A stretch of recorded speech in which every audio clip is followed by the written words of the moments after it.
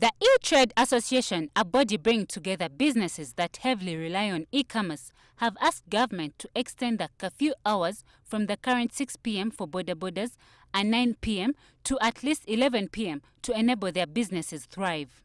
The current 6 p.m. curfew on Boda Bodas and delivery motorcycles leaves e-commerce companies, thousands of restaurants and businesses, and hundreds of thousands of Boda drivers in serious financial peril. According to Safe Boda, driver earnings are down as much as 50% due to the 6 p.m. curfew. We've started getting a bit of international business, and this goes back to the curfew. Now, if you look at an airline like KLM, arrives late.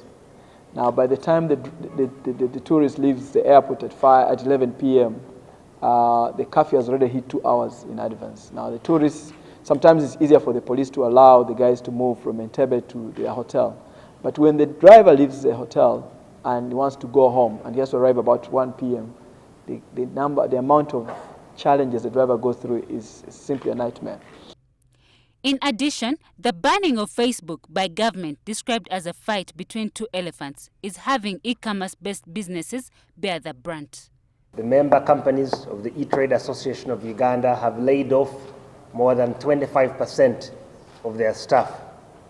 These are the employees who have been laid off since then. Now, that's as a group. Individually, some companies have laid off more than 50% of the employees since Facebook has been blocked. So it tells you that Facebook is the single biggest channel for many businesses to acquire customers, to connect with customers, to communicate to customers. After the initial easing of the lockdown, parts of the private sector that feel the time that has passed is enough for them to be let free have started raising their voices.